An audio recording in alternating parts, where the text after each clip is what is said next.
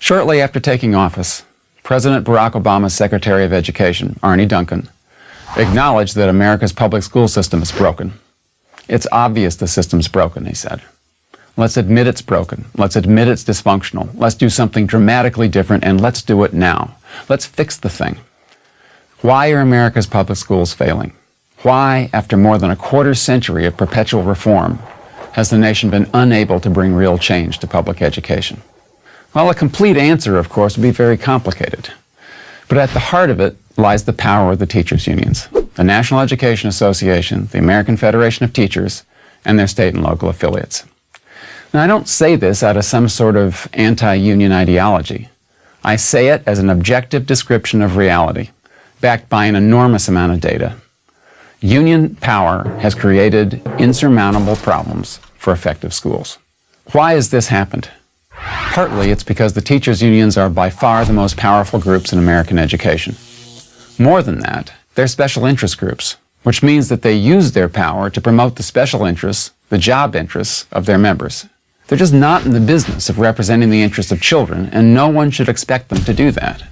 The purpose of a union is to represent the job interests of its members, and these interests are simply not the same as the interests of children. So how then do they pursue these job interests? Well, they do it in two ways.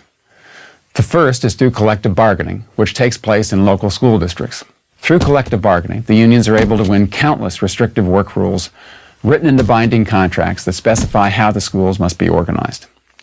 Typically, for example, these contracts include salary rules requiring that teachers be paid entirely on the basis of seniority and credentials, without any regard for whether their students are actually learning anything. Often, these contracts also include seniority rules that allow senior teachers to take desirable jobs that come open, even if these teachers are mediocre in the classroom or a bad fit for the school. There are also seniority rules requiring that, in layoff situations, excellent young teachers must be let go automatically, and their senior colleagues must be kept on no matter how incompetent they may be. Labor contracts are just filled with these kinds of perverse rules. No one who's thinking only of what is best for kids would ever organize the schools in this way.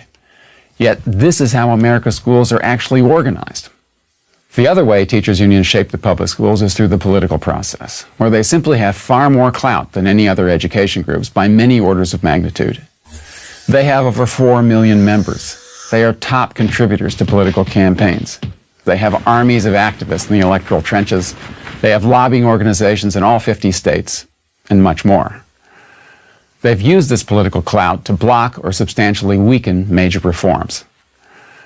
For decades, for example, reformers have tried to bring accountability to American education, but the unions have stood in the way. They've opposed using test scores to measure teacher performance. They've opposed performance-based pay. They've even opposed moving bad teachers out of the classroom. As a result, there are rarely any consequences for low performance. No one's pay suffers. No one loses a job. We have accountability systems in which no one is actually held accountable when kids don't learn. The unions have also fiercely opposed the second major reform movement of our time, the movement for school choice, which seeks to give families new options, to empower them to leave bad schools, and to give the regular public schools stronger incentives to improve. Here, too, the unions fight for their members, not for students and their families. In this case, because school choice allows children, and thus money and jobs, to leave the schools where union members teach. Indeed, the unions are so opposed to choice that they fight to defeat it even for the poorest kids trapped in the nation's worst schools. As a result, after decades of reform efforts, only 4% of public school kids are in charter schools, and less than 1% receive government-funded scholarships for private schools. But here's what it comes down to.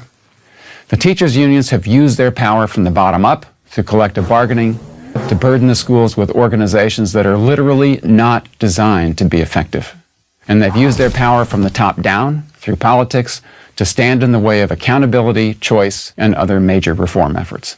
As Arne Duncan well expressed, the nation is fully aware that it has a problem with its public schools.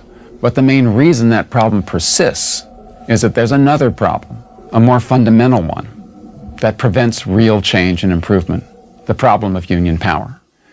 Until the nation is able to recognize that problem and do something about it, America's public schools will never be organized to provide kids with the most effective education possible. I'm Terry Moe, professor of political science at Stanford University for Prager University.